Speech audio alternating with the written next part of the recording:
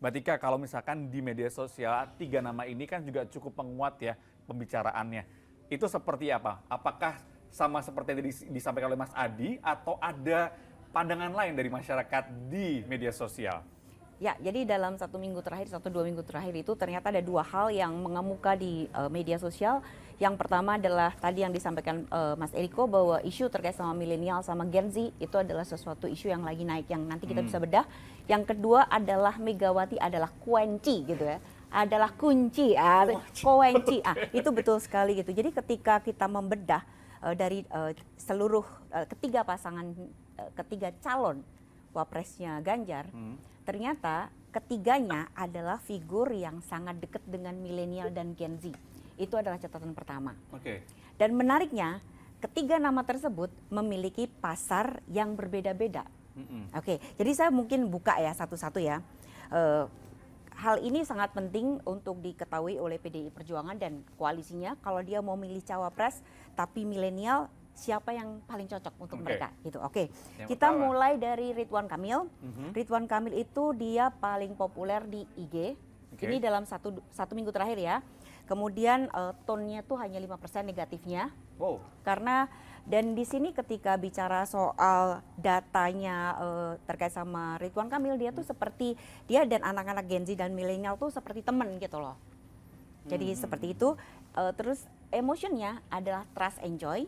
Dan kemudian 44% cewek dan sisanya adalah cowok. Nah itu Ridwan Kamil Gen Z. Jadi ini adalah pemilih pemula gitu ya. Kemudian untuk Mahfud MD, ini menarik juga karena Mahfud MD itu dia diresponnya tuh di 3 platform terbesar. Yang pertama adalah Twitter, karena bicara soal politik paling banyak kan. Kedua adalah IG, dan ketiga adalah Facebook. Nah, kenapa begitu? Secara sentimen itu tinggi sekali. 27% gitu. Kenapa kok sentimennya ditujukan pada Mahfud? Salah satunya gara-gara kasus Rempang. Betul. Jadi di sini tuh menarik sekali, emosi yang paling besar ditujukan pada Mahfud. Tapi ini dalam rentang waktu terakhir ya? 1 minggu terakhir itu adalah disgust, kemudian anticipation dan trust. Disgustnya terkait sama Rempang, pernyataannya Mahfud terkait sama Rempang, anticipationnya tolong dong Pak beresin gitu. Jadi untuk Pak Mahfud itu anak Gen Z itu berharap gitu loh. Dia tuh seperti seorang yang bisa Pak ini ada masalah selesaikan dong. Nah itu sangat terasa sekali. Kayak bapaknya anak-anak gitu. Terus tapi dari sisi ceweknya hanya 14%, perempuannya 14%, sementara laki-lakinya 86%. Jadi laki-lakinya lebih banyak karena kita bicara soal politik itu kan sangat cair dan dinamis kan, setiap minggu ganti. Sandiaga Uno. Nah, Sandiaga Uno dia cukup banyak di IG, Twitter dan Facebook, negatifnya 12%. Balik lagi kenapa ada negatifnya? Karena dikaitkan sama Rempang. Bagaimanapun orang-orang yang berada di Rempang itu dulu milih Sandiaga Uno juga loh, gitu loh. Terus kemudian emosinya adalah anticipation, jadi terkait sama harapan, trust, dukungan dan juga joy karena kaitannya sama wisata.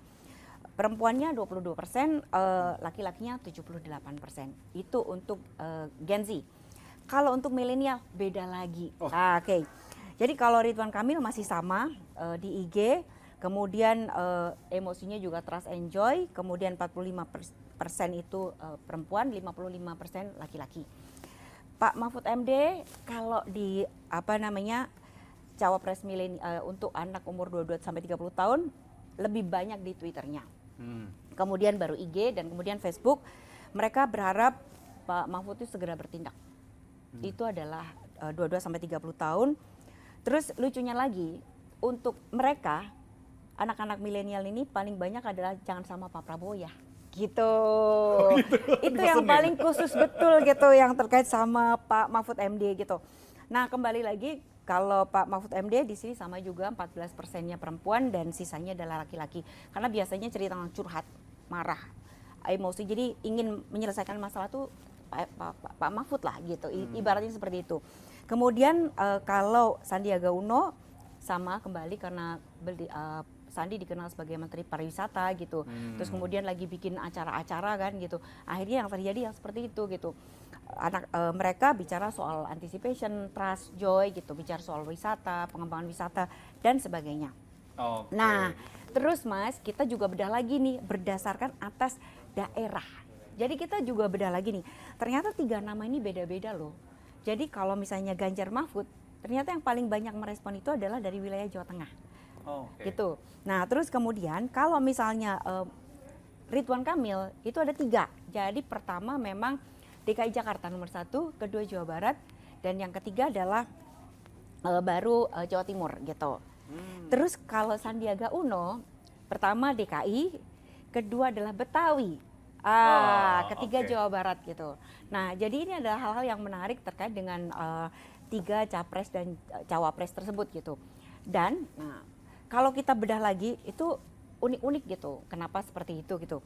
Nah misalnya gini, kalau Ridwan Kamil kenapa dia paling tinggi engagementnya misalnya gitu, karena dia lagi jadi dalam tanda petik primadona gitu. Karena dia adalah satu-satunya cawapres Ganjar yang ketemu sama langsung Megawati di minggu ini. Jadi minggu ini kan gitu. Ya, dalam kurun Oke. waktu 1 Terus minggu yang ini. kedua adalah ternyata Ridwan Kamil juga ketemu sama Prabowo. Ketiga ada soal breaking news gitu. Jadi benar-benar Ridwan Kamil kenapa engagement besar, karena dia lagi banyak isu sekarang ini gitu. Terus kemudian dari Golkar bilang enggak, itu Ridwan Kamil kita mau akan jadikan gubernur gitu. Kemudian terkait sama Mahfud MD, Mahfud MD mungkin lebih berhati-hati dibandingkan dengan yang waktu lalu, karena kan mungkin dia punya pengalaman ya. Jadi dia menanggapi bahwa dia tidak bertemu dengan Megawati, dia hanya bilang ya sering bertemu karena mungkin sama-sama di BPIP gitu. Jadi kedekatan secara emosional dengan Megawati juga disebutkan, tapi dia lebih hati-hati. Mungkin pengalaman 2019 lalu sehingga dia tidak mau gegabah mengatakan oh saya sudah dipilih sebagai cawapres gitu. Dia menyatakan ya saya mendengar gitu. Jadi lebih humble gitu. Nah sementara Sandiaga Uno kalau secara engagement dalam minggu ini memang tidak begitu banyak karena lebih banyak dibicarakan oleh partai pendukungnya bahwa Sandiaga adalah yang figur yang akan diangkat. Nah kemudian isu yang kedua yang di media sosial itu adalah terkait dengan Megawati adalah kunci itu tadi. Kunci Oke, tadi ya. jadi kalau kita bicara ternyata hampir semua pembicaraan kalau bicara soal cawapres Ganjar kembali lagi kepada Megawati gitu. Nah tapi di situ juga diingatkan gitu, bagaimanapun Megawati itu adalah salah satu figur yang dia tuh berada dalam kemelut sejarah di Indonesia. Nggak cuma di Indonesia tapi juga di dunia gitu. Dia lahir di karpet merah, dia tahu pada saat bapaknya berjaya dan dia merasakan ketika politik berubah, dia dikeluarkan dari istana begitu saja dan dia berjuang melalui partai gitu ya, melalui PDI Perjuangan, ada kuda tuli dan dia terus menerus berjuang gitu untuk mendapatkan yang terbaik sehingga sensitivitas dia terhadap politik itu jauh lebih terasa gitu. Jadi kadang-kadang orang mikir Bu Mega kenapa ya milihnya Hamzahas, kenapa milihnya Pak Muzadi waktu itu ya, kemudian kenapa milihnya kemarin Ma'ruf Amin, nah seperti itu.